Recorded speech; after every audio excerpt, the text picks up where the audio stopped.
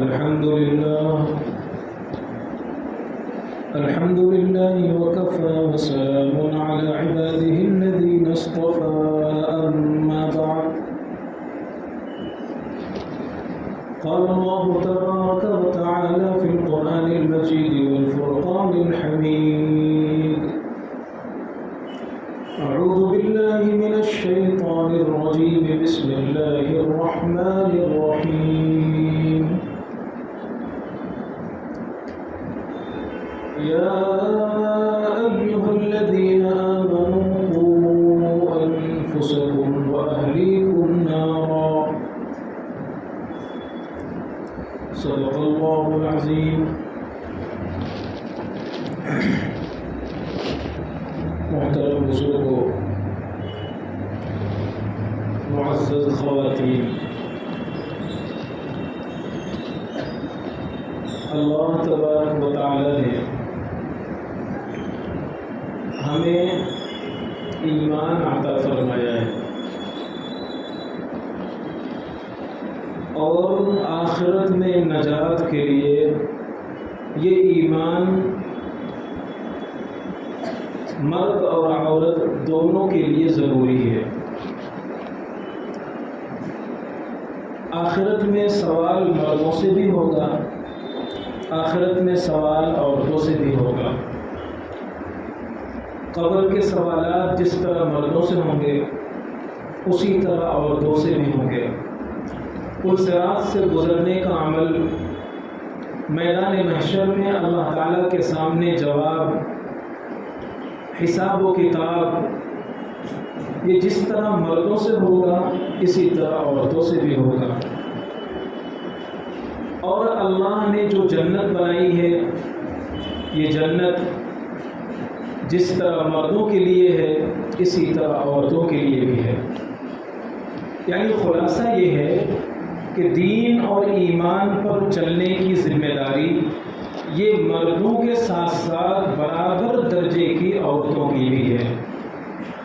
قرآن پاک نے کئی آیتوں میں اس مسئلے کو ذکر کیا ہے.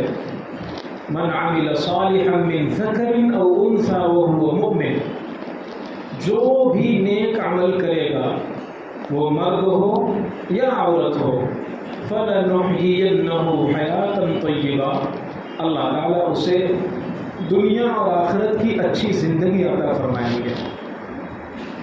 تو پتہ یہ چلا کہ ایمان اور اسلام پر چلنے کی ذمہ داری، اپنے ایمان کو بچانے کی ذمہ داری مردوں کی بھی بنتی ہے اور عورتوں کی بھی بنتی ہے. ہوتا یہ ہے کہ خواتین عام طور پر اپنے آپ کو گھریلو کام کاج میں اور گھر کی ذمہ داریوں میں، بچوں کی تربیت اور پرورش میں، شوہر کی امور خانہ داری میں اپنے آپ کو اتنا زیادہ انوالو کر دیتی ہیں، اتنا زیادہ بزی کر دیتی ہیں اور اتنا زیادہ مشغول کر دیتی ہیں کہ دین سیکھنے کی، دین کو سمجھنے کی انہیں فرصت نہیں ملتی. اور وہ یہ سمجھتے ہیں کہ صرف پنج وقتہ نماز پڑھ لینا یا اسی طرح کبھی کبھی پارہ دو پارہ قرآن کی تلاوت کر لینا بس ہمارے لیے یہی کافی ہے. اور اس کا نتیجہ یہ ہوتا ہے کہ دین کی بہت سی ضروری اور بنیادی معلومات سے خواتین لاعلم ہوتی ہیں، ناواقف ہوتی ہیں. اور جب خواتین لاعلم اور ناواقف ہوں گی تو ان کی گود میں پلنے والی جو اولاد ہے، جو نسل ہوگی، وہ بھی دین سے محروم ہوتی ہے اور دینی معلومات سے محروم ہوتی ہے. تو یہ کوئی چھوٹا نقصان نہیں ہوتا، یہ ایک بہت بڑا نقصان ہوتا ہے. تو سب سے پہلے پیغمبر صلی اللہ علیہ وسلم کے پاس کچھ خواتین آئیں. قرآن پاک نے 28ویں پارے میں اس کا ذکر کیا ہے. اللہ کے نبی صلی اللہ علیہ وسلم نے چند چیزوں پر ان سے بیعت لی تھی. علی الا یشرکن باللہ شیئا ولا یسرقن ولا یزنین ولا یقتلن اولادہن. اور آخر تک اس میں کئی مسئلے اور کئی چیزیں ایسی ہیں جن میں خواتین سے خاص طور پر رسول اللہ صلی اللہ علیہ وسلم نے بیعت لی تھی کہ تمہیں اپنے آپ کو خاص طور پر ان گناہوں سے بچانا ہے. سب سے پہلی چیز پیغمبر صلی اللہ علیہ وسلم نے جو ذکر فرمائی وہ یہ تھی کہ اے خواتین تم میرے ہاتھ پر بیعت کرو. آپ نے ہاتھ پر ہاتھ رکھ کر بیعت نہیں فرمایا تھا، بلکہ ایسے ہی سامنے بٹھا کر آپ نے پردے کے ساتھ بیعت لی تھی۔ اور بیعت کے جو کلمات تھے وہ یہ تھے، علی اللہ یشرکن باللہ شیئا، پوری زندگی تمہیں صحیح عقیدے پر جینا ہے، پوری زندگی تمہارا عقیدہ صحیح ہونا چاہیے، تمہارا ایمان صحیح ہونا چاہیے، ایسی چیزیں تمہارے ذہن میں نہ آنے پائیں جس سے تمہارا ایمان خطرے میں پڑ جائے، جس سے تمہارا عقیدہ خراب ہو جائے، جس سے تم سمجھو کہ ہم مسلمان ہیں، تم نماز بھی پڑھو، تم روزے بھی رکھو، تم قرآن بھی پڑھو، لیکن تمہارے اس غلط عقیدے کی وجہ سے تمہارا ایمان نہ نکل جائے۔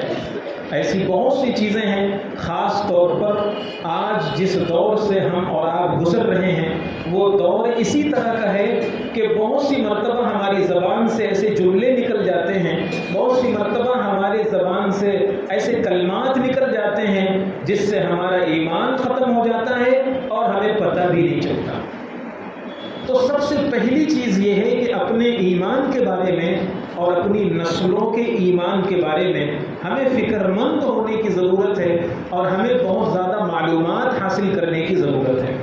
آج کل سوشل میڈیا کا دور ہے اور موبائل اور انٹرنیٹ کے واسطے سے خاص طور پر ایک جماعت ایسی بیٹھی ہوئی ہے جو مسلمانوں کے دل و دماغ میں شک پیدا کر رہی ہے، اسلامی تعلیمات کے سلسلے میں ان کے ذہن و دماغ میں ڈاؤٹ پیدا کر رہی ہے، لاجک کے نام پر، کسی اور نام پر، سینس کے نام پر، دماغ کے نام پر۔ مثال کے طور پر میں اس کو ایک آسان مثال سے سمجھاتا ہوں۔ مثال کے طور پر ہماری نوجوان بچیاں، ان کا فرینڈ سرکل ہوتا ہے، سہیلیاں ہوتی ہیں۔ اب کوئی سہیلی مثال کے طور پر ویسٹرن کلچر سے مرعوب ہے، مغربی تہذیب سے مرعوب ہے، تو وہ اپنی فرینڈ سے باتوں میں یہ کہتی ہے کہ یار مجھے یہ پردہ نہیں سمجھ میں آ رہا ہے، یہ پردہ کیا چیز ہے، اور ایک دم مقید ہو کر کے رہ جاؤ، گھر میں بند ہو کر کے رہ جاؤ اور اتنا زیادہ پابند ہو کر کے رہ جاؤ، یہ مجھے سمجھ میں نہیں آ رہا ہے۔ اگرچہ وہ پردے کا انکار نہ کرے، لیکن اگر پردے کے سلسلے میں اس کے دل میں شک پیدا ہو گیا کہ ہاں یار بات تو اس کی سمجھ میں آ رہی ہے کہ پردہ آج کے ماحول میں، پہلے زمانے میں اتنا مخلوط نظام نہیں تھا، الگ الگ گھر ہوتے تھے، الگ الگ فیملی ہوتی تھی، عرب کا کلچر جوائنٹ فیملی کا نہیں تھا، تو وہاں پردہ پاسبل تھا۔ اور یہاں جب ایک ہی گھر میں دیور بھی ہے، نندوئی بھی ہے، جیٹھ بھی ہے، اپنے محرم بھی ہیں، غیر محرم بھی ہیں، تو یہاں پردہ پاسبل نہیں ہے۔ یہ وہ چیز ہے جو دل و دماغ میں ڈاؤٹ پیدا کر سکتی ہے، اور بہت سی مرتبہ ایسا ہوتا ہے کہ قرآن کا حکم پردے کا، یدنین علیہن من جلابیبہن، 22ویں پارے میں قرآن نے پردے کا حکم دیا ہے۔ اب اگر قرآن کے اس پردے کے حکم میں ہمارے دل و دماغ میں شک پیدا ہو گیا، یا یہ پیدا ہو گیا کہ یار یہ چیز سمجھ میں نہیں آتی اسلام کی، تو ہمیں اپنے ایمان کے بارے میں خطرہ ہے اور ہمیں اپنے ایمان کے بارے میں چوکنا ہونے کی ضرورت ہے۔ ہو سکتا ہے اس سے ایمان خطرے میں پڑ جائے۔ تو یہ ایک چیز نہیں، مثال کے طور پر مرد کو اللہ تعالیٰ نے اختیار دیا ہے، اور ساتھ میں یہ بھی فرما دیا ہے کہ سب سے ناپسندیدہ چیز خدا کی نظر میں طلاق ہے، سب سے ناپسندیدہ چیز، ابغض المباحات الی اللہ الطلاق۔ لیکن اب وہ اعتراض کی شکل میں جو سوشل میڈیا سے ہمارے نسلوں میں آ رہا ہے وہ یہ ہے کہ یار یہ چیز سمجھ میں نہیں آتی کہ اللہ تعالیٰ نے عورتوں پر ظلم ہے یہ کہ مردوں کو اختیار دے دیا ہے، اور مرد جب چاہے طلاق کا استعمال کر کے گھر اجاڑ دے، عورتوں کو برباد کر دے، گھر برباد کر دے، بچوں کو ویران کر دے۔ تو یہ در حقیقت اعتراض قرآن کی آیت پر ہے، یہ در حقیقت اعتراض، اگر اعتراض زبان سے نہ بھی نکلے اور دل میں اگر شک پیدا ہو گیا کہ یہ چیز سمجھ میں نہیں آ رہی، یہ حکم سمجھ میں نہیں آ رہا، تو پھر ہمیں اپنے ایمان کے بارے میں بہت فکر مند ہونے کی ضرورت ہے۔ یہ میں نے 2 اگزامپل دیے۔ آج کے زمانے میں اس طرح کی بہت سی چیزیں ہماری نوجوان نسلوں میں اور ہمارے بچوں کو اسکولوں میں ایسی چیزیں بتائی جا رہی ہیں۔ میں ایک بات اور عرض کرتا ہوں، ایک صاحب آئے ہمارے پاس اور انہوں نے کہا کہ مفتی صاحب آج میرے بچے نے ایک اشکال کیا ہے، ایک سوال کیا ہے۔ میں نے کہا بتائیے۔ اس بچے کی عمر تھی 7 سے 8 سال۔ کہنے لگے وہ جب اسکول پڑھنے گیا تو اس کی ٹیچر نے اس سے ایک سوال کیا ہے، اور سوال یہ کیا تھا کہ میڈیکل سائنس یہ کہتی ہے کہ انسانی باڈی، انسانی بدن 6 گھنٹے سے زیادہ بھوک اور پیاس برداشت نہیں کر سکتا۔ اگر 6 گھنٹے سے زیادہ انسانی جسم میں پانی، لیکوڈ، کھانا کوئی چیز نہیں جائے گی تو یہ باڈی خراب ہوگی، اور میڈیکلی اعتبار سے یہ اس کے لیے نقصان دہ ہے اور یہ اس باڈی پر ظلم ہے۔ اب اس کے بعد اس بچے سے یہ سوال ٹیچر کر رہی ہے کہ تمہارے اسلام میں روزے کا جو کانسیپٹ ہے یہ سمجھ میں نہیں آ رہا، کیونکہ روزہ نارملی 10 گھنٹے 12 گھنٹے کا ہوتا ہے، اور کبھی کبھی 14 گھنٹے کا روزہ ہو جاتا ہے، تو 10 سے 12 اور 14 گھنٹے تک تمہارے حلق میں ایک قطرہ پانی نہ جائے، چکھنے کے لیے ایک لقمہ نہ جائے، تو یہ تمہاری باڈی پر ظلم نہیں ہے؟ یہ تمہارے بدن پر ظلم نہیں ہے؟ دیکھو سائنسی رپورٹ تو یہ کہتی ہے کہ یہ ظلم ہے، میڈیکل سائنس یہ کہتا ہے کہ یہ ظلم ہے۔ اب وہ جو 8 سال کا بچہ ہے جسے روزے کی حقیقت نہیں پتا، روزے کے بارے میں تفصیلات اور ڈیٹیل نہیں پتا، ڈیپلی احکامات نہیں معلوم، اب آپ مجھے بتائیے اس کے ذہن میں روزے کے تعلق سے شک پیدا ہوگا یا نہیں ہوگا؟ تو آج ہمارے اسکولوں میں اور ہمارے کلچر میں دوستوں کی زبانی اور اپنوں کی زبانی ایسے جملے فارورڈ کیے جا رہے ہیں اور ایسے جملے مارکیٹ میں لانچ کیے جا رہے ہیں جو ہمارے ایمان پر ڈاکہ ڈال سکتے ہیں۔ تو سب سے پہلی بیعت نبی پاک صلی اللہ علیہ وسلم نے خواتین سے خاص طور پر یہ لی تھی، اللہ یشرکن باللہ شیئا، اے خواتین کی جماعت ہمیشہ پوری زندگی اپنا عقیدہ سنبھال کر رکھنا، اپنا عقیدہ اس میں شرک کی بو نہ آنے پائے، شرک کی آمیزش نہ ہونے پائے۔ اور شرک کبھی کبھی عملی ہوتا ہے اور کبھی کبھی قولی، یعنی زبان سے کوئی جملہ نکل گیا تو بھی شرک ہو گیا، کبھی کوئی عمل ایسا ہو گیا تو بھی شرک ہو گیا۔ مثال کے طور پر ہم نے کسی ایسے عمل کو جس کی شریعت میں کوئی ویلیو نہیں ہے، ہم نے اسے عقیدے کا حصہ بنا لیا۔ مثال کے طور پر میں اس کی ایک آسان مثال دیتا ہوں، لوگ کہتے ہیں بلی راستے سے گزر گئی، اس لیے بلی نے راستہ کاٹ دیا ہے، اس لیے آگے کا سفر کرنا مناسب نہیں۔ کوا ہمارے گھر پر بول رہا ہے، اس کا مطلب رزق آنے والا ہے۔ ہماری بائیں آنکھ پھڑک رہی ہے، اس کا مطلب کچھ ہونے والا ہے۔ ہمارے داہنے ہاتھ کی ہتھیلی کھجلا رہی ہے، اس کا مطلب یہ ہونے والا ہے۔ آپ یہ بتائیے، یہ وہ چیزیں ہیں جن کا اسلام سے کوئی تعلق نہیں ہے۔ اگر آدمی عقیدے کے بغیر ایسے ہی یہ جملہ کہہ دے تو اس کا مطلب صرف نامناسب ہوگا، کہنا نہیں چاہیے۔ لیکن اگر کوئی اس پر وشواس کرے، اس کو عقیدہ بنائے، اس پر اعتماد کرے، اس کا اعتقاد رکھے اور اسی کو مانے، تو اب ایسی صورت میں اسے اپنے ایمان کی فکر کرنی چاہیے۔ تو میں یہ بتا رہا ہوں کہ ہم جس ماحول میں جی رہے ہیں اس میں کوئی ایک چیز ایسی نہیں ہے جو ایمان خراب کرنے والی ہے، بہت زیادہ ایسی چیزیں ہو رہی ہیں۔ اس موقع پر ہمیں اپنے اور اپنے نسلوں کے ایمان کی سب سے زیادہ فکر کرنے کی ضرورت ہے۔ تو پہلی چیز میں نے یہ عرض کی کہ ہم خود اپنے ایمان کو ٹٹولتے رہیں، اپنے ایمان کا جائزہ لیتے رہیں، کیونکہ قرآن کی جو میں نے آیت پڑھی اس میں اللہ نے پہلی شرط یہ لگائی ہے، من عمل صالحا من ذکر او انثى وهو مؤمن، کوئی بھی نیک عمل کرے، مرد ہو یا عورت، ایمان کی حالت میں وہ عمل ہونا چاہیے۔ تو ایمان پوری زندگی کا وہ عظیم الشان تحفہ ہے جو ایک لمحے کے لیے اگر ہم سے ہٹ گیا تو ہماری ساری نیکیاں برباد، ساری نمازیں غارت، سارے قرآن کی تلاوت ختم، سب ایک لمحے میں ختم ہو کر کے رہ جائے گا۔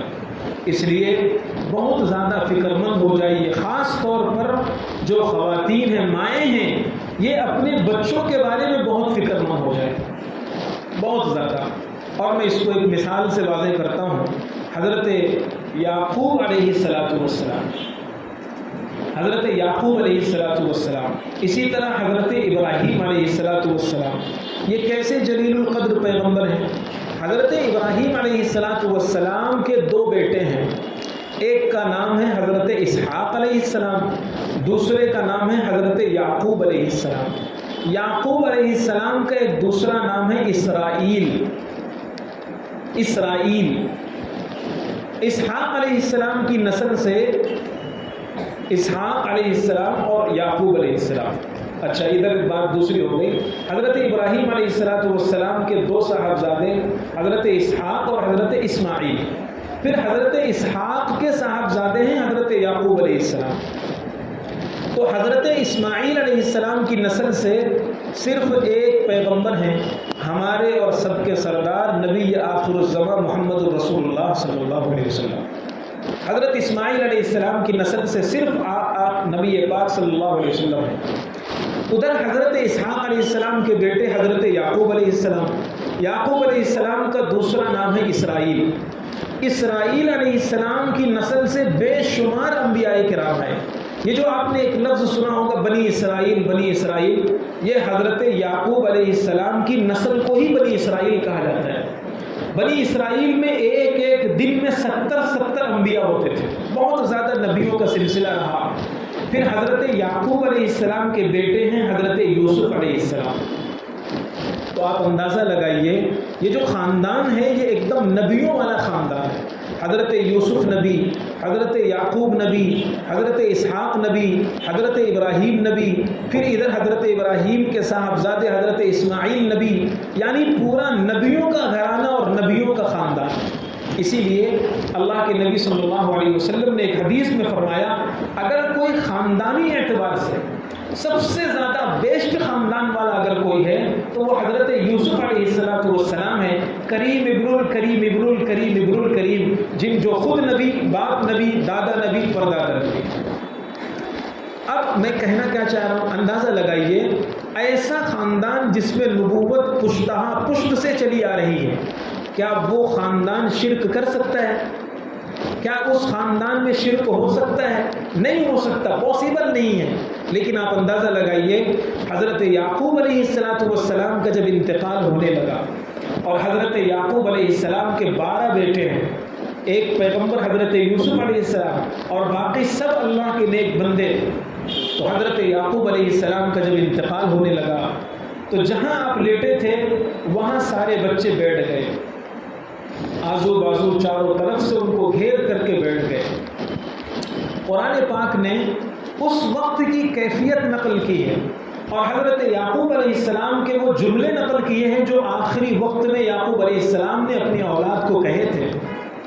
اللہ تعالیٰ ارشاد فرماتے ہیں ام کنتم شہداء اذ حضر یعقوب الموت اذ قال لبنیہ ما تعبدون من بعدی قالوا نعبد الہک والہ آبائک ابراہیم واسماعیل واسحاق الہا واحدا ونحن له مسلمون.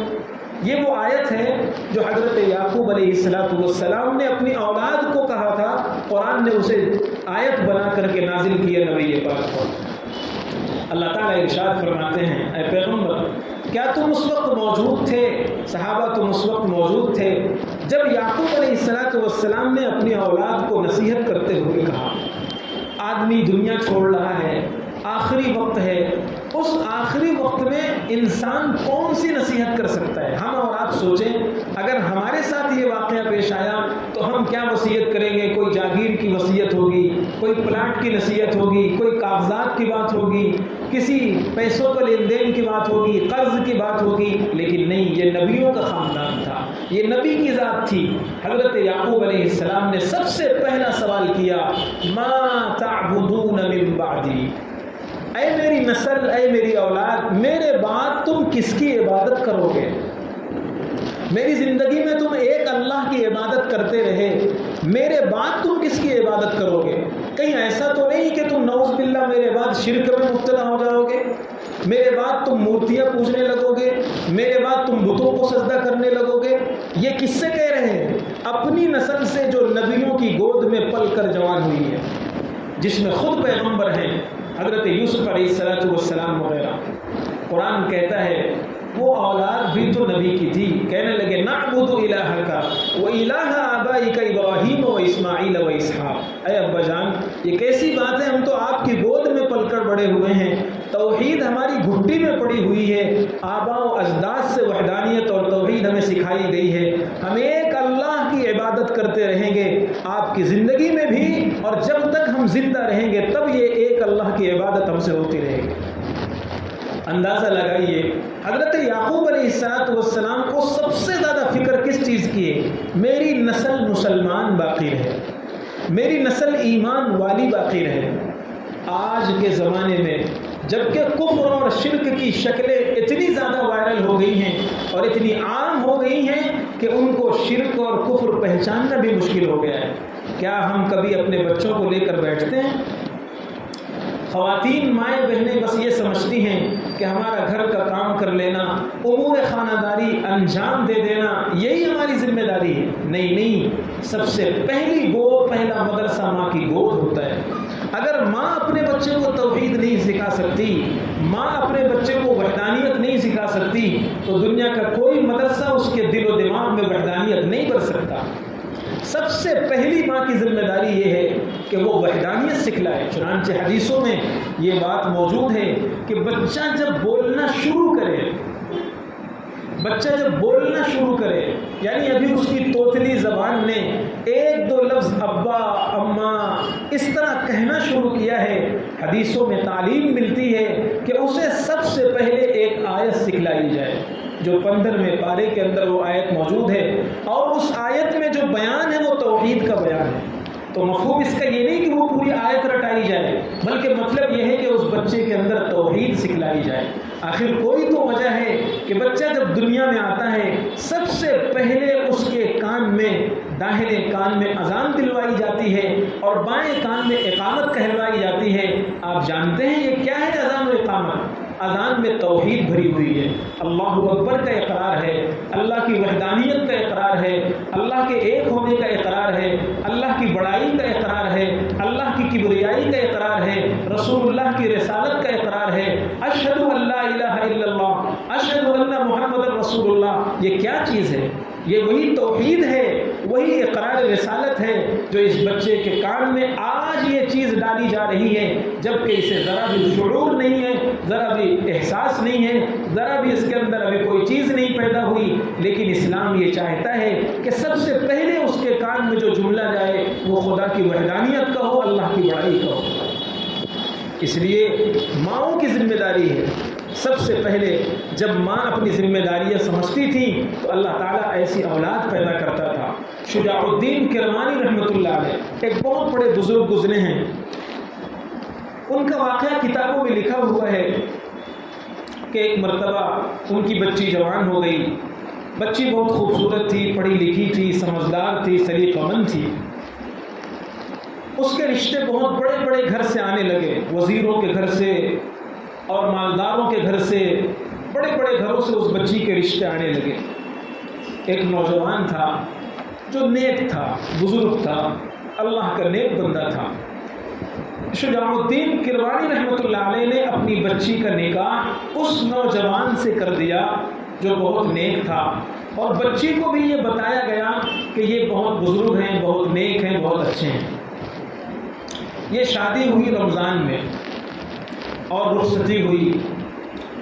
جب بچی اپنے سسرال گئی، شوہر کے پاس گئی، تو اس نے یہ دیکھا کہ ہمارے شوہر سحری کر لیتے ہیں اور سحری کرنے کے بعد اسی سحری سے بچا کر کے افطاری کے لیے بھی تھوڑا سا رکھ لیتے ہیں۔ سحری سے بچا ہوا کھانا اور سحری سے بچی ہوئی چیز افطاری کے لیے بچا کر کے وہ رکھ لیتے ہیں۔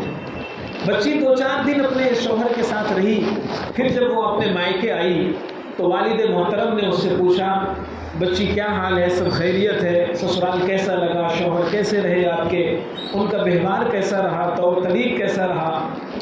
تو شجاع الدین کرمانی رحمۃ اللہ علیہ کی وہ بچی جس ماں کی گود میں پلی بڑھی تھی، اس ماں کو سلام ہے، کیسے اس نے اس بچی کی تربیت کی تھی اس ماں نے۔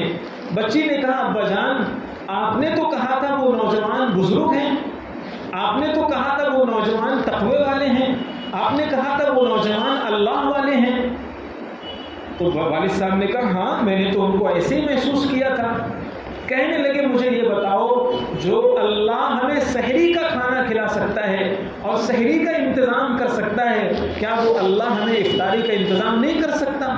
تو بولے ہاں کر سکتا ہے۔ تو کہنے لگے آپ میرے شوہر سے کہیے کہ وہ سحری سے بچا ہوا کھانا غریبوں میں بانٹ دیا کریں، فقیروں میں تقسیم کر دیا کریں۔ جو اللہ ہمیں سحری کا انتظام کرا سکتا ہے وہ اللہ ہمیں افطار کا بھی انتظام کرائے گا۔ اگر اللہ پر ہمارا توکل ہے، اللہ پر ہمارا بھروسہ ہے، تو سحری میں بھی بھروسہ ہو، افطار میں بھی بھروسہ ہو۔ یہ اس نوجوان بچی کے کلمات ہیں۔ جب مائیں اپنی بچیوں کی ایسی تربیت کریں گی تو پھر ان کا ویوہار اور ان کا طور طریق ایسا ہوگا۔ لیکن صورتحال یہ ہے کہ ہم نے اپنے بچوں کو دینی مزاج میں ڈھالنا چھوڑ دیا ہے۔ ماؤں نے، معاف کیجئے گا، الا ماشاءاللہ کچھ لوگوں کو چھوڑ کر ماؤں نے اپنی ذمہ داریاں بھولا دیا ہے۔ صرف گھر کے کام کاج میں اپنے آپ کو لگا کر رکھنا، تھوڑا سا فارغ وقت ملے تو موبائل میں اس وقت کو خراب کر دینا، اس نے ہمارے گھروں کا جنازہ نکال دیا ہے، ہمارے گھروں کو خراب کر دیا ہے۔ اپنے بچوں کو انسانیت سکھائیے، اپنے بچوں کو انسان بنائیے، اور انسان کے ساتھ ساتھ سب سے زیادہ انہیں مسلمان بنائیے۔ میں یہ نہیں کہتا ان کو عصری تعلیم مت دلاؤ، ان کو دنیا کی تعلیم مت دلاؤ، ان کو پڑھاؤ لکھاؤ مت، نہیں، سب کراؤ۔ آپ سب تعلیم دلائیے، ساری تعلیمات سے انہیں روشناس کرائیے، لیکن سب سے پہلے انہیں 5 6 سال 7 سال کی عمر میں مسلمان بنا دیجیے۔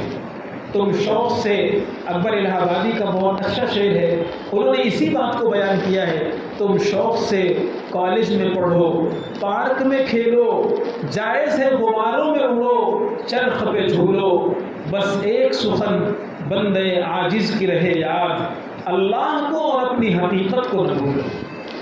آج اسکولوں میں آپ یہ مت سمجھیے اسلامک اسکول ہے، یہ مت سمجھیے مسلمانوں کے اسکول ہے، آج اسکولوں میں دینی تعلیم نہیں دلائی جا رہی ہے، یعنی دینی مزاج نہیں بنایا جا رہا ہے۔ اگر سلیبس میں، نصاب میں کوئی ایک دینی چیپٹر شامل کر لیا جاتا ہے اور ایک دینی نصاب کا حصہ کسی چیز کو بنا دیا جاتا ہے، تو یہ مت سمجھیے کہ ہمارے بچوں میں اس سے دینی مزاج پیدا ہو جائے گا۔ دینی مزاج تو ماؤں کو بنانا پڑے گا، خواتین کو بنانا پڑے گا، ہمیں اپنے گھروں میں اس دینی مزاج کو پیدا کرنا پڑے گا اور دینی مزاج میں اپنی نسلوں کو ڈھالنا پڑے گا۔ اگر ہم یہ چاہتے ہیں کہ ہماری نسل مسلمان ہو کر کے زندگی گزارے، ایمان کے ساتھ زندگی گزارے، تو ہمیں سب سے پہلے اپنی نسل کے ایمان کو مضبوط کرنا پڑے گا۔ اور کیسے مضبوط کرنا پڑے گا؟ میں ایک مثال قرآن سے پیش کرتا ہوں، پھر بات آگے بڑھاتا ہوں۔ جو حضرت یعقوب علیہ السلام کی میں نے مثال دی کہ انہوں نے اپنے بچوں کو مرتے وقت، وفات کے وقت میں ایمان پر باقی رہنے کی وصیت کی تھی، نصیحت کی تھی۔ انہوں نے زندگی میں اپنے بچوں کی تربیت کیسے کی تھی، کن بچوں کے بارے میں ان کو فکر ہو رہی ہے اور کن بچوں کے بارے میں وہ فکر مند ہو رہے ہیں، ذرا اس کا اندازہ لگائیے۔ حضرت یعقوب علیہ السلام یہ رہ رہے ہیں فلسطین میں، ملک شام میں۔ اس زمانے میں جو ملک شام تھا وہ پورا ایریا فلسطین وغیرہ اس میں شامل تھے، اور حضرت یوسف علیہ السلام یہ مصر کے اندر بادشاہ ہیں۔ حضرت یعقوب علیہ السلام کے جو بچے تھے وہ تو یوسف کے بھائی تھے نا، اور یوسف علیہ السلام کتنے حسین تھے، کتنے خوبصورت تھے۔ قرآن نے ان کی خوبصورتی کو بیان کیا ہے اور قرآن نے اس چیز کو بھی بیان کیا ہے، میں اس کو تفصیل میں نہیں جانا چاہتا، لیکن ظاہر سی بات ہے اس سے اندازہ یہ ہوتا ہے کہ جب یوسف کے بھائی ہیں تو وہ بھی تو خوبصورت ہوں گے۔ بہترین باڈی تھی، بہترین بدن تھا، ہائٹ فائٹ، ناک نقشہ، چہرہ مہرہ، بہت خوبصورت نسل تھی حضرت یعقوب علیہ السلام کی۔ اور یوسف علیہ السلام کو لے کر یہ 12 بھائی تھے، یوسف علیہ السلام کے علاوہ یہ 11 لوگ تھے۔ تو ایک مرتبہ یہ 11 کے 11 بھائی مصر جا رہے ہیں اپنے بھائی حضرت یوسف علیہ السلام کے پاس غلہ لینے کے لیے۔ وہ واقعہ ہے، پوری تفصیل ہے، میں اس تفصیل میں نہیں جانا چاہتا، صرف واقعے کا جو مجھے پہلو ذکر کرنا ہے صرف اسی پر میں رہتا ہوں۔ یوسف علیہ السلام ہے مصر میں، یہ 11 کے 11 بھائی عمدہ بہترین جسم و جثہ والے اور خوبصورت بدن کے مالک، چہرہ مہرہ خوبصورت، یہ جا رہے ہیں۔ تو یعقوب علیہ السلام نے نکلتے وقت انہیں ایک نصیحت کی تھی جس کو قرآن نے 13ویں پارے کے اندر نقل کیا ہے، اور یہ کہا لا تدخلوا من باب واحد وادخلوا من ابواب متفرقہ، اے بچوں تم 11 کے 11 بچے ایک ساتھ مت جانا۔ پہلے زمانے میں جو گاؤں ہوتا تھا، جو شہر ہوتا تھا، اس کے کنارے کنارے ایک دیوار بنی ہوتی تھی، پورے شہر کو وہ گھیرے ہوئے ہوتی تھی۔ جیسے گاؤں ہے تو پورے گاؤں کے کنارے کنارے گول گول وہ دیوار بنی ہوگی، اور اس دیوار کے اندر پورا گاؤں بسا ہوگا، اور اس دیوار میں دروازے تھے، یہ دروازہ، وہ دروازہ، وہ دروازہ۔ اسی طرح اس زمانے کا جو مصر تھا، اس مصر کے اندر بھی ایک دیوار تھی جو پورے مصر کو گھیرے ہوئے تھی، اس کو فصیل شہر کہا جاتا تھا، شہر کی فصیل، شہر کی دیوار، اور اس پہ فوجی اوپر بٹھا دیے جاتے تھے سیفٹی کے لیے۔ الگ الگ اس میں دروازے ہوتے تھے، انٹری پوائنٹ ہوتے تھے، یہاں سے گھسنا ہے، یہاں سے جانا ہے، یہاں سے جانا ہے، تاکہ شہر کے سارے لوگ آسانی سے چلے جائیں۔ اور رات میں وہ دروازے بند ہو جایا کرتے تھے، ان پر دربان ہوتے تھے، واچ مین ہوتے تھے، تاکہ شہر والے سیفٹی کے ساتھ رات گزار سکے۔ تو حضرت یعقوب علیہ السلام اپنے بچوں کو نصیحت کیا کر رہے ہیں؟ فرماتے ہیں لا تدخلوا من باب واحد، اے میرے بیٹو تم 11 کے 11 ایک ہی دروازے سے شہر میں انٹری مت کرنا، ایک ہی دروازے سے شہر میں مت داخل ہونا۔ کیوں ابا جان؟ ایک ہی دروازے سے کیوں نہ داخل ہو؟ کہیں ایسا نہ ہو کہ تمہارے اوپر نظر لگ جائے، کہیں ایسا نہ ہو کہ 11 کے 11 جب تم ایک ساتھ رہو گے اور خوبصورت ترین ہو، جسم مجسم والے ہو، تو کسی کی نظر بد اور کسی کی بری نظر تمہیں نہ لگ جائے اور تمہیں نقصان نہ پہنچ جائے۔ اس لیے باپ کی فکر یہ ہے کہ تم الگ الگ دروازے سے داخل ہو تاکہ کسی کی توجہ اور کسی کی نظر تمہیں لگنے نہ پائے۔ چلو یہ بات تو ہو گئی۔ پھر قرآن نے یعقوب علیہ السلام کا اگلا جو جملہ نقل کیا ہے وہ بہت اہم ہے اور ہم لوگوں کو بہت چونکا دینے والا ہے۔ یعقوب علیہ السلام نے فرمایا ما اغنی عنکم من اللہ شیئا۔ کیا مطلب؟ مطلب یہ ہے کہ یہ جو میں تدبیر بتا رہا ہوں کہ الگ الگ دروازے سے داخل ہو جاؤ تاکہ نظر نہ لگے، یہ صرف تدبیر ہے، اور تدبیر کو اختیار کرنا، اسباب کو اختیار کرنا یہ شریعت میں پسندیدہ ہے، اختیار کرنا چاہیے، لیکن اسباب کو مؤثر نہیں سمجھنا چاہیے، اسباب کو سب کچھ نہیں سمجھنا چاہیے۔ اسباب اختیار کرنے کے باوجود نظر اللہ پر رکھنی چاہیے۔ اگر تم الگ الگ داخل ہو رہے ہو یا ایک ساتھ داخل ہو رہے ہو، اس سے کوئی فرق نہیں پڑتا۔ اگر اللہ چاہے گا تمہیں نظر لگے گی، اور اگر اللہ کو منظور نہیں ہوگا تو نظر نہیں لگے گی۔ یعنی یعقوب علیہ السلام اس تدبیر کو بتلانے کے بعد اپنے بچوں کا عقیدہ کیسے درست کر رہے ہیں؟ کہیں میرے بچوں تم اسی تدبیر کو سب کچھ نہیں سمجھ لینا۔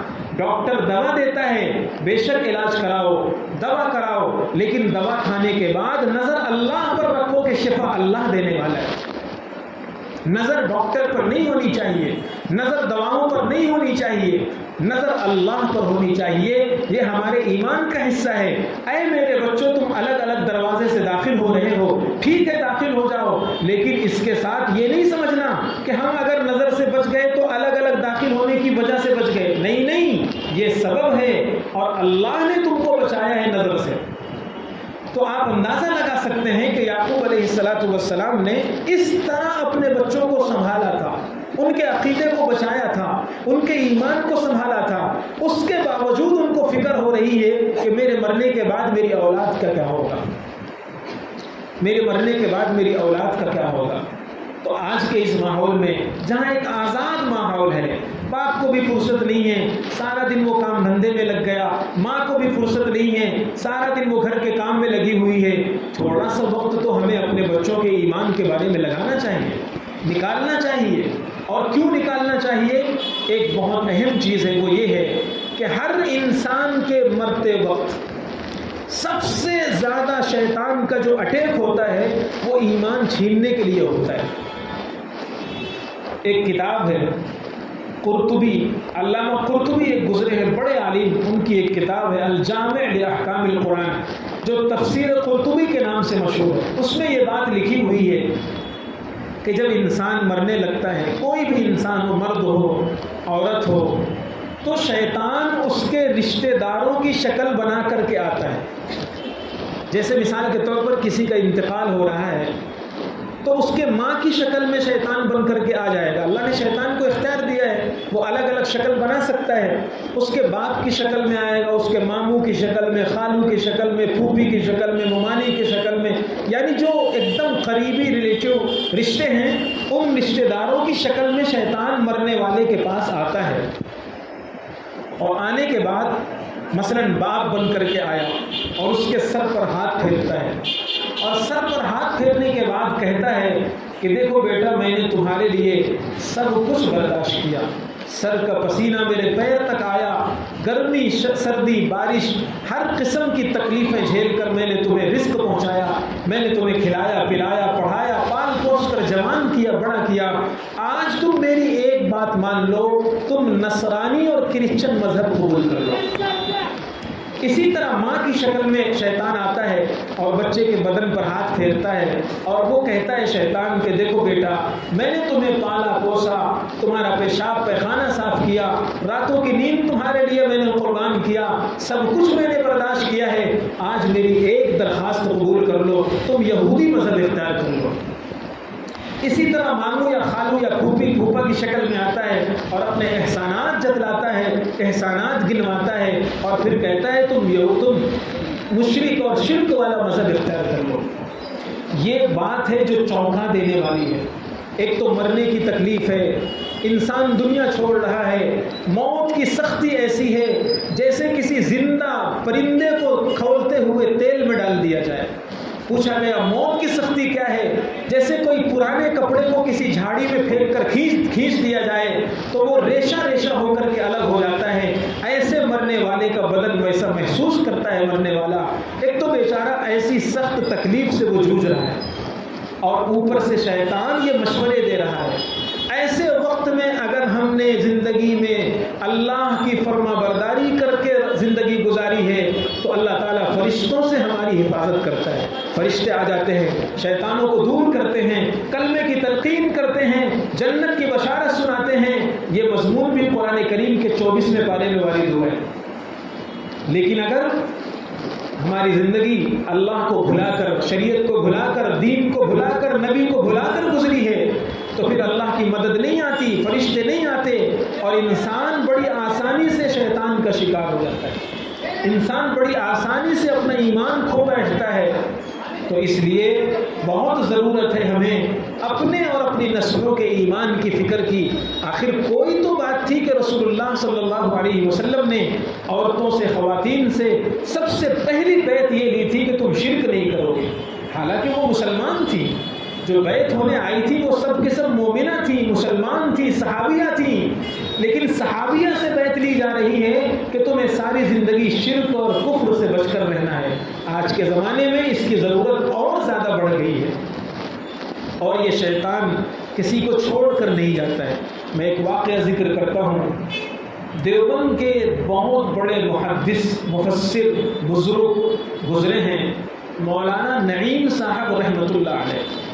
مفتی شفیع صاحب رحمۃ اللہ علیہ کا نام آپ لوگوں نے سنا ہوگا. معارف القرآن جن کی تفسیر کی کتاب ہے، یہ ان کے چچا زاد بھائی ہیں. مفتی تقی عثمانی صاحب کا نام آپ لوگوں نے سنا ہوگا، یہ ان کے چچا لگتے ہیں رشتے میں. اللہ نے بہت علم عطا فرمایا تھا، بڑی بزرگی عطا فرمائی تھی، بڑا تقوی عطا فرمایا تھا، لیکن کم عمری میں ان کا انتقال ہو گیا. مفتی شفیع صاحب رحمۃ اللہ علیہ نے ان کے انتقال کے حالات کو چند صفحوں میں لکھا ہے. اس رسالے کا نام ہے النعیم المقیم. اس رسالے کے اندر حضرت مفتی شفیع صاحب رحمۃ اللہ علیہ لکھتے ہیں کہ ان کی مولانا نعیم صاحب کی طبیعت بگڑنے لگی، طبیعت خراب ہونے لگی، دن بدن طبیعت گرتی جا رہی تھی. ایک دم آخری وقت پہنچ گئے اور آخری وقت ہے. میں مدرسہ دیوبند چلا آیا پڑھانے کے لیے. عصر کا وقت شروع ہو گیا. عصر کے وقت سے ان کو خون کی قے شروع ہو گئی، خون کی الٹیاں شروع ہو گئی، منہ بھر بھر کر کے بدن سے خون گرنے لگا، منہ سے خون آنے لگا. لیکن اس حالت میں حاضرین بیٹھے ہیں، گھر کی مستورات بیٹھی ہیں، خواتین بیٹھی ہیں، گھر کے لوگ بیٹھے ہیں، اس حالت میں وہ کہتے جاتے ہیں، یعنی ان پر ہلکی سی بے ہوشی جیسی طاری ہے، اور تھوڑی تھوڑی دیر میں ان کو جیسے دورے جیسے پڑتے ہیں اور وہ اٹھتے ہوش میں آتے ہیں اور کہتے جاتے ہیں، ابے تو کون ہے؟ تو مجھے کیوں بہکا رہا ہے؟ تو میرا ایمان چھیننا چاہ رہا ہے؟ سن، تو میرا ایمان مجھ سے نہیں چھین سکتا۔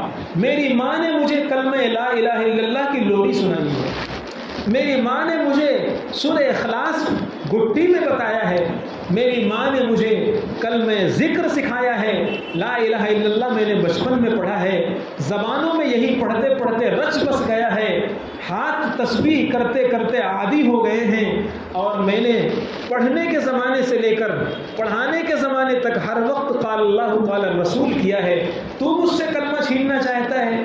یہ جملے کہہ رہے ہیں۔ گھر والے سمجھ نہیں پا رہے ہیں کہ یہ بات کس سے کر رہے ہیں۔ گھر والے یہ سمجھ رہے ہیں کہ حضرت کی طبیعت زیادہ خراب ہے، دماغ کام نہیں کر رہا ہے، اس لیے ایسی باتیں ہو رہی ہیں۔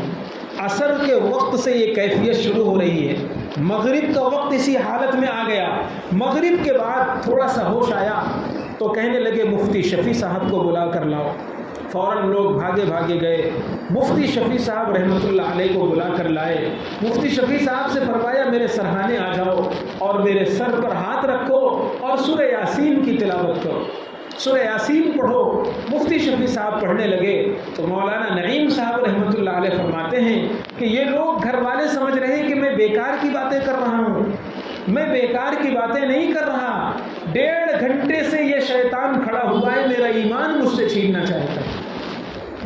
1.5 گھنٹے ہو گئے، وہ مجھے دلیلیں دے رہا ہے، مجھے سمجھا رہا ہے، مجھے بہکا رہا ہے، مجھ سے ایمان چھیننا چاہ رہا ہے اور کلمہ مجھ سے نکلوانا چاہ رہا ہے، کفر کروانا چاہ رہا ہے۔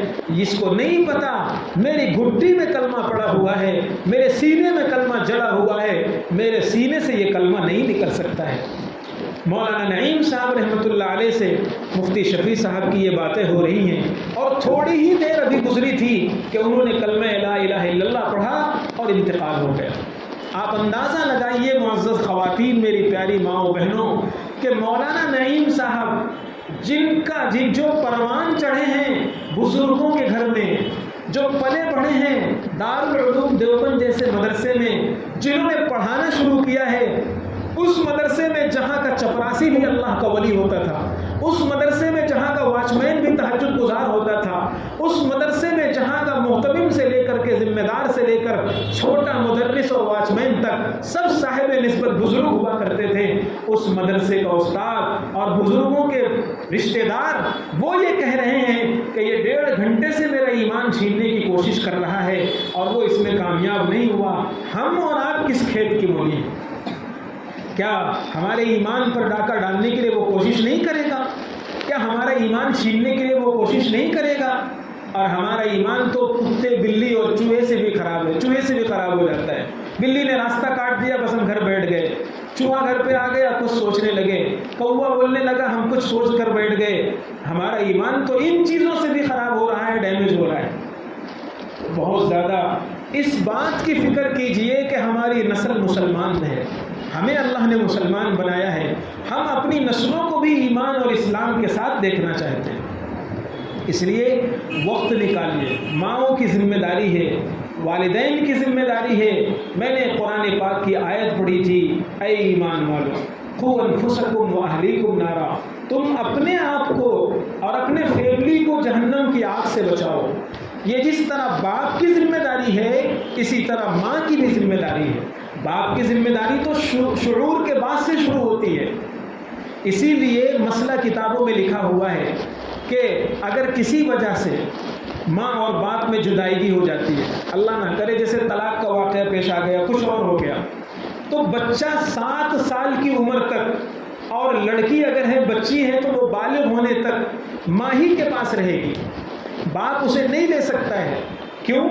اس لیے کہ یہ وہ دور ہے جس دور میں ماں اسے اپنے اخلاق سے، اپنی توحید سے، اپنے ایمان سے اور اپنے اسلام سے متعارف کرائے گی۔ ماں اپنے بچے کو صرف دودھ نہیں پلاتی ہے بلکہ اس دودھ کے راستے سے اپنے اخلاق منتقل کرتی ہے، اپنی توحید منتقل کرتی ہے، اپنا ایمان منتقل کرتی ہے، اپنا اسلام منتقل کرتی ہے، اپنا سلیقہ منتقل کرتی ہے، اپنے گھر کی تہذیب منتقل کرتی ہے، اپنی ثقافت منتقل کرتی ہے۔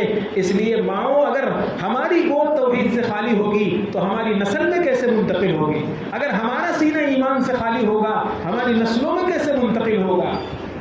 اس لیے ہم سب کچھ کرتے ہیں، سب کا کرتے ہیں، گھر کے سارے فرد کی ذمہ داری ہم نبھاتے ہیں، کپڑا ان کا ہم دھلتے ہیں، کھانا ان کے لیے ہم تیار کرتے ہیں، سارے کام کرتے ہیں۔ مبارک ہو، بہت اچھی چیز ہے، آپ کر رہے ہیں، بہت اچھی بات ہے، لیکن ان سے بڑی ذمہ داری جو ہمارے اوپر اللہ نے ڈالی ہے، شریعت نے ڈالی ہے، وہ یہ ہے کہ ہم اپنے آپ کو اور اپنی نسل کو مسلمان کیسے بنائے رکھیں۔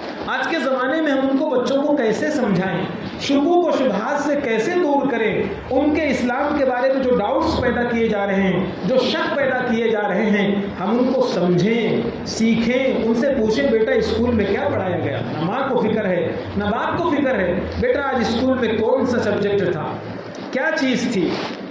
میں ایک بات عرض کر رہا ہوں، اسکولوں میں اگرچہ وہ مسلمانوں کے اسکول ہیں لیکن نصاب ایسا کریٹ کیا گیا ہے، ایسا تیار کیا گیا ہے، ایسا بنایا گیا ہے جو ہمارے بچوں کے دین اور ایمان پر ڈاکہ ڈال سکتا ہے، جو ہمارے بچوں کا ایمان اور عقیدہ خراب کر سکتا ہے۔ میں اس ڈیٹیل میں نہیں جانا چاہتا، تفصیل میں نہیں جانا چاہتا، لیکن آپ کو یہ بتا رہا ہوں اسکول بھیجنے سے ہماری ذمہ داری ختم نہیں ہوتی، ہماری ذمہ داری موت تک ہے۔ اگر خدا نہ کرے ہمارا بچہ عقیدہ اور ایمان سے ہاتھ دھوئے گا تو کل خدا قیامت کے دن ہماری گرفت فرمائے گا کہ ہم نے تمہاری گود میں اس عظیم نعمت کو عطا کیا تھا، تم نے اس کی آخرت کو کیسے برباد کر دیا، تم نے اس کے دین کا سودا کیسے کر لیا، تم نے اس کی آخرت کو کیسے خراب کر دیا۔ اس لیے معزز خواتین، ماؤں اور بہنوں، ہماری سب سے بڑی ذمہ داری اس بیت کا پہلا لفظ ہے علی اللہ یشرکن باللہ شیئا، نہ تو ہم خود شرک کریں۔ کون سی چیز شرک ہوتی ہے؟ کسی نجومی کے پاس چلے گئے، ہتھیلی دیکھنے والے کے پاس چلے گئے، کسی فیوچر کو بتلانے والے کے پاس چلے گئے، مستقبل کی باتیں بتانے والے کے پاس چلے گئے، کسی ایسے عامل کے پاس چلے گئے، کسی قبر پرست کے پاس چلے گئے اور اس نے کچھ غیب کی باتیں بتلائی اور ہم نے یقین کر لیا۔ اللہ کے پیغمبر نے فرمایا من اتی کاہنا، جو کسی نجومی کے پاس جائے فصدقہ اور اس کی بتائی ہوئی بات پر ایمان لائے، اس کی بتائی ہوئی بات کی تصدیق کرے اور غیب کی بات وہ بتا رہا ہے اس کو مان لے، فقد اشرکا، تو یہ ایمان سے نکل گیا۔ آج دیکھیے، آج ہمارے ایمان کا حال یہ ہے کہ اگر کوئی مثال کے طور پر کسی نے کہہ دیا یار تم کو تو فلاں نے کرا دیا ہے، تم کو کسی نے کچھ کرا دیا ہے، بس خاندان کے کسی فرد کا نام لے لیا گیا، عامر صاحب نے، بابا صاحب نے، کسی کے کرنے والے نے کچھ بھی کہہ دیا، ہمارا ایمان یہ ہے کہ بس ہم نے مان لیا۔ اگر اس نے کوئی ایسا عمل بتایا جو اسلام سے ٹکراتا ہے، شرک کے کٹہرے میں لا کر کھڑا کر سکتا ہے، شرک کی سرحد تک پہنچا سکتا ہے، ہم وہ بھی کر لیتے ہیں۔ ہمارے اوپر کوئی فرق نہیں پڑتا ہے کہ ایمان ہمیں روک رہا ہے، اسلام ہمیں روک رہا ہے۔ اس لیے کون کون سے بول شرک تک پہنچا سکتے ہیں ایک، اور کون کون سے عمل شرک تک پہنچا سکتے ہیں، یہ ماؤں کو، بہنوں کو سیکھنے کی ضرورت ہے۔ مفتیوں سے پوچھئے، علماء سے پوچھئے، عالمات سے پوچھئے، معلمات سے سیکھئے، اور سیکھ کر کے اپنے آپ کو بھی بچائیے اور اپنی نسلوں کو، بچیوں کو، جوانوں کو، بچوں کو بچائیے۔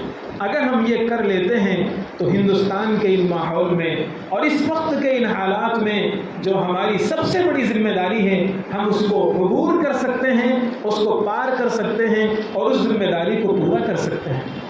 آخر کوئی تو وجہ تھی، بخاری شریف کی ایک حدیث ہے، اللہ کے نبی صلی اللہ علیہ وسلم، انصار، مدینہ میں ایک شادی ہوتی ہے، تو شادی جب ہوتی ہے تو جس گھر میں شادی ہوتی ہے اس میں کئی دن تک خوشی چلتی رہتی ہے، بچے کھیلتے رہتے ہیں، خوشیاں مناتے رہتے ہیں۔ تو انصار میں ایک شادی ہوئی، اگلے دن رخصتی ہو گئی ہے، اگلے دن جس گھر میں شادی تھی اللہ کے نبی صلی اللہ علیہ وسلم اس گھر میں تشریف لے گئے۔ بخاری شریف کی حدیث آپ کو سنا رہا ہوں۔ اللہ کے نبی صلی اللہ علیہ وسلم تشریف لے گئے، چھوٹی چھوٹی بچیاں اشعار پڑھ رہی تھیں، چھوٹی چھوٹی بچیاں، وَفِيهِنَّ جُوَيْرِيَاتٌ يَنْدُبْنَ مَنْ قُتِلَ آبَاؤُهُنَّ فِي بَدْرٍ، یہ الفاظ ہیں، چھوٹی چھوٹی ایک دم بچیاں کچھ اشعار پڑھ رہی تھیں۔ ان بچیوں میں سے ایک بچی نے جیسے ہی نبی کریم صلی اللہ علیہ وسلم نے انٹری کی، ایک بچی نے شعر پڑھا، شعر تھا وَفِينَا نَبِيٌّ يَعْلَمُ مَا فِي غَدٍ، یہ شعر تھا۔ شعر کا مطلب یہ ہے کہ اب ہمارے درمیان ایک ایسے پیغمبر آ رہے ہیں، ایک ایسے نبی آ رہے ہیں جو پیغمبر، جو نبی فیوچر کی باتیں جانتے ہیں، یعلم ما فی غدی، مستقبل کا علم رکھتے ہیں۔ جیسے اللہ غیب جاننے والا ہے، ایسے رسول اللہ غیب جاننے والے ہیں۔ یہ اس بچی نے شعر پڑھا، بخاری شریف کی حدیث ہے۔ اللہ کے پیغمبر صلی اللہ علیہ وسلم نے تنبیہ فرمائی، فرمایا اسکتی عن هذه وقولی ما كنت تقولین قبلہ، او بچی فوراً یہ شعر اپنے ذہن سے ڈیلیٹ کرو، چپ ہو جاؤ، خاموش ہو جاؤ، رک جاؤ، یہ شعر ہرگز نہیں پڑھو، جو اس سے پہلے تم اشعار پڑھ رہی تھی بس وہی پڑھتی رہو، خبردار یہ شعر نہیں پڑھنا، اس لیے کہ یہ شعر تمہارے عقیدے کو ڈیمیج کر سکتا ہے، تمہارا عقیدہ خراب کر سکتا ہے، تمہارا ایمان خراب کر سکتا ہے۔ تو دیکھیے چھوٹی چھوٹی بچیاں ہیں، ابھی ہم اپنے گھروں میں ہمارے بچے کیا بولتے ہیں کیئر ہی نہیں کرتے، ہمارے بچے کیا سوچتے ہیں ہم کیئر نہیں کرتے، دھیان نہیں کرتے، چھوٹا سمجھ کر اگنور کر دیتے ہیں، حالانکہ وہ کفریہ جملہ ہوتا ہے، حالانکہ موبائل میں دیکھ کر وہ کفریہ جملہ سیکھ گیا ہے اور ہم اپنے گھروں میں اس کو اگنور کر رہے ہیں۔ نتیجہ یہ ہوتا ہے ابھی میرا ایک گھر پہ جانا ہوا، میں آپ کو صرف یہ بتا رہا ہوں کہ کیا کیا چیزیں ہمارے گھروں میں بچے بولتے ہیں۔ چھوٹا سا بچہ، میرا خیال ایسا ہے کہ وہ 5 سال کا ہوگا یا اس سے آگے پیچھے 1 سال 1.5 سال، چھوٹا بچہ بیٹھا، دسترخوان لگا ہوا ہے، بچے کھیل رہے تھے، تو چھوٹے دو بچے تھے، وہ آپس میں کچھ کھیل رہے تھے، تو اس کھیل کو شروع کرنے کے لیے ایک بچے نے کہا، ایک لفظ استعمال کیا جو غیروں کا مذہبی نعرہ ہے، الفاظ تھے جے ماتا دی، یہ الفاظ تھے جے ماتا دی اسٹارٹ، یہ جملہ تھا جو اس بچے نے کہا اور اس بچے نے استعمال کیا۔ میرے کانوں نے جب یہ جملہ سنا تو ایک دم میں چوکنا رہ گیا۔ میں نے کہا یہ مسلمان کا گھر ہے جہاں شرک کی بو تک نہیں آنا چاہیے، لیکن اس بچے کے ذہن میں یہ کفریہ جملہ موبائل نے بٹھایا۔ موبائل میں ایسے شارٹس دیکھتے ہیں، ایسے ویڈیوز دیکھ لیتے ہیں جس میں وہ جملے بولے جاتے ہیں، اور یہ جملہ بچہ موبائل سے ہمارا بچہ سیکھتا ہے اور وہ اپنے کھیل کی شروعات میں اس جملے کو استعمال کرتا ہے۔ آپ دیکھیے آج اگر ہم ان بچوں کو ایسی چیزیں نظر انداز کر دیں گے، کہیں ایسا نہ ہو کہ کل یہ چیزیں ہمارے بچوں کے ایمان کا سودا کر لیں۔ اس لیے پہلا جملہ قرآن نے، پہلی بیعت عورتوں کی نبی پاک صلی اللہ علیہ وسلم نے جو لی اور اس کا جو پہلا جملہ استعمال فرمایا، اس جملے کی اہمیت آج کے زمانے میں اور بڑھ جاتی ہے۔ علی اللہ یشرکن باللہ شیئا، اے خواتین شرک تم سے سرزد نہ ہونے پائے۔ اور اس کی وجہ یہی ہے کہ یہ ذمہ داری اگر ہم پورا کریں گے، اگر ہم اس چیز کو پورا کریں گے تو ہم اپنی نسلوں میں اس ذمہ داری کو منتقل کر سکتے ہیں، اور اگر ہم نے نظر انداز کر دیا تو پھر ہم اپنی نسلوں میں وہ چیز نہیں پیدا کر سکتے۔ ہمیں اپنے اندر پیدا کرنا چاہیے۔ رسول اللہ سے صحابیہ کو کیسے عشق تھا، صحابیات کو، اللہ کے نبی آرام کرنے جا رہے ہیں، صحابیات نے ایک شیشی لیا اور نبی کے پسینے کو اس شیشی میں بند کر لیا۔ فرماتی ہیں جب کسی خاتون کی شادی ہوا کرتی تھی اور دلہن کو اس سسرال میں رخصت کرنے کے لیے جو خوشبو لگائی جاتی تھی وہ نبی کا پسینہ استعمال کیا جاتا تھا، اور اللہ کے نبی کا وہ پسینہ دنیا کی تمام خوشبوؤں سے بہتر سمجھا جاتا تھا۔ صحابیات، اللہ کے نبی نے بال تقسیم کرائے، حجۃ الوداع کے موقع پر آپ نے سر منڈایا اور بالوں کو تقسیم کیا، صحابہ اور صحابیات نے ان بالوں کو محفوظ کر لیا۔ ام سلمہ کی حدیث مشکات وغیرہ کے اندر ہے، وہ بال ایک ڈبیا میں محفوظ کر لیے گئے، کوئی مریض آتا تھا اس میں پانی ڈال کر ہلا کر اس کو دے دیا جاتا تھا۔ نبی سے عشق جب صحابیات نے اپنے سینوں میں منتقل منتقل کیا تو وہ اپنی نسلوں میں منتقل کرنے میں کامیاب ہو گئی۔ اے معزز خواتین، نبی کی سنت کیا ہے، نبی کا طریقہ کیا ہے، نبی کیا کرتے تھے، ازواج مطہرات کی زندگیاں کیا تھیں، حضرت فاطمہ کا طرز عمل کیا تھا، ان کے اندر حیا کیسی تھی، ان کے اندر پردہ کیسا تھا، ان کے اندر اسلامی تعلیمات پر عمل کیسا تھا، اگر ہم یہ چیز نہیں پیدا کر پائیں گے اپنی نسلوں میں ہم یہ چیز نہیں منتقل کر سکتے۔ پہلے ٹنکی میں پانی ہوگا، جب وہ پانی پیپ کے راستے سے نیچے منتقل ہوگا دوسری جگہ جائے گا۔ اگر ٹنکی پانی سے خالی ہے تو لاکھ اس میں کوشش کی جائے، نل پورا توڑ دیا جائے تو بھی پانی نیچے نہیں آ سکتا، جگ میں پانی نہیں آ سکتا، اس لیے کہ خود ٹنکی خالی ہے۔ اے ماؤں اور اے بہنوں، اے معزز خواتین، اپنے اندر عشق رسول کو پیدا کیجئے، ایمانی صفات کو پیدا کیجئے۔ قرآن نے جو خواتین کی صفات بیان کی ہیں، مومنہ عورت کی جو نشانی بیان کی ہیں، اس میں سے میں نے صرف ایک ذکر کیا ہے، وقت پورا ہو رہا ہے، کافی لمبی گفتگو ہو گئی، 2 منٹ باقی ہے اپنے وقت کو ختم ہونے میں۔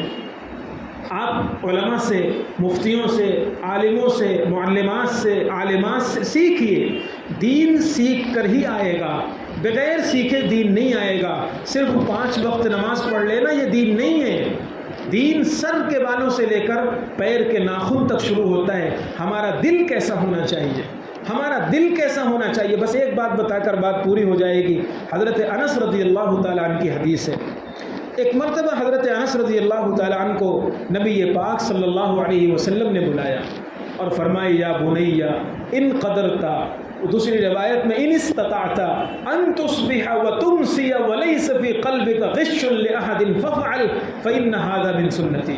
بچے، اگر تم صبح اور شام اس طرح کرو، اگر تم اپنے 24 گھنٹہ اس طرح گزارو کہ تمہارے دل میں رائی کے دانے کے برابر کسی کی طرف سے میل نہ ہو تو ایسا ضرور کر لینا، فَإِنَّ هَذَا مِن سُنَّتِي، کیونکہ یہ میری سنت ہے۔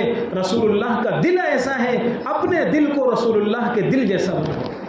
میرے دل میں کسی کے لیے کینہ نہیں ہے، اپنے اندر بھی پیغمبر کے یہ دل کی صفات پیدا کرو۔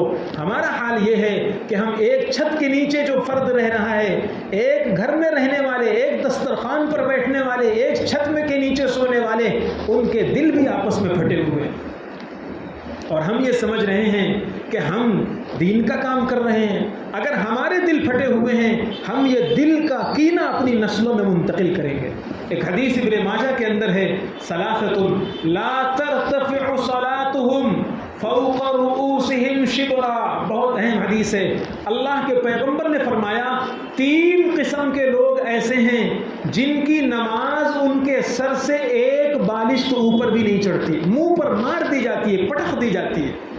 3 قسم کے لوگ ایسے ہیں، اس میں سے تیسرے نمبر پر آپ نے ایک جملہ ارشاد فرمایا، اخوانی متصارمان، ایسے 2 بندے یا 2 بندیاں جن کے دل آپس میں پھٹے ہوئے ہیں۔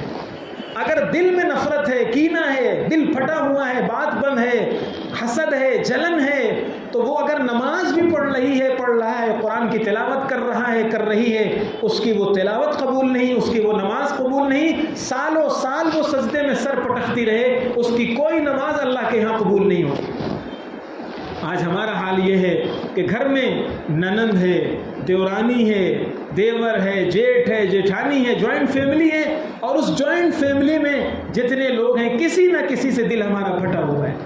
شریعت معلوم کیجئے، اپنے دل کو نبی کے دل جیسا بنائیے، صحابیات کے دل جیسا بنائیے، ازواج مطہرات کے دل جیسا بنائیے، اور جب یہ دل ہمارا صاف ہوگا ہم اپنے آپ کو بھی بچا سکیں گے، اپنی نسل کو بھی بچا سکیں گے۔ دعا کریں کہ اللہ تبارک و تعالی ہمیں عمل کی توفیق عطا فرمائے، سچا پکا مومن بنائے، مرتے وقت ہمارا ایمان پر خاتمہ عطا فرمائے، اور اس زمانے میں جو چیلنجز ہیں، خاص طور پر ایمان کو بچانے کا جو چیلنج ہے، وہ ہم بھی بچا سکیں اور اپنی نسلوں کو بھی اس کا پابند کر سکیں۔ اللہ تعالی ہمیں عمل کی توفیق دے۔ وآخر دعوانا ان الحمد للہ رب العالمین۔ مختصر دعا ہو رہی ہے، آپ لوگ سرن دعا فرمائیں۔ یا رب لک الحمد کما ينبغي لجلال وجهك ولعظیم سلطانك، اللهم لا احصي ثناء عليك انت كما اثنيت على نفسك یا حی یا قیوم برحمتک نستغیث یا ارحم الراحمین یا ارحم الراحمین یا ارحم الراحمین۔ اے اللہ آپ نے اپنے فضل و کرم سے انسان بنایا، صحیح سالم اعضاء عطا فرمائے، دماغ اور سر سے لے کر پیر کے ناخن تک ہر عضو آپ کی نعمت ہے، سانس آپ کی نعمت ہے، اندر جانا بھی آپ کی نعمت، باہر نکلنا بھی آپ کی نعمت۔ اے اللہ پوری زندگی آپ کی نعمتوں میں گزر رہی ہے، لمحہ لمحہ لہجہ لہجہ ہر پل آپ کی نعمتوں میں جی رہے ہیں، اس کے باوجود آپ ہی کی نافرمانی بھی کر رہے ہیں، آپ کو ستا رہے ہیں، آپ کو ناراض کر رہے ہیں، آپ کی بغاوت کر رہے ہیں۔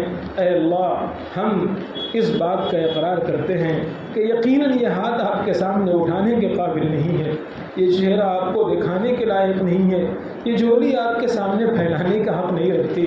اے اللہ لیکن آپ نے جس طرح اپنے کرم سے ہم سب پر احسان فرما کر اے اللہ ہمیں ایمان عطا فرما دیا، بن مانگے ہمیں قرآن دے دیا، بن مانگے رسول اللہ کی ذات ہمیں دے دی۔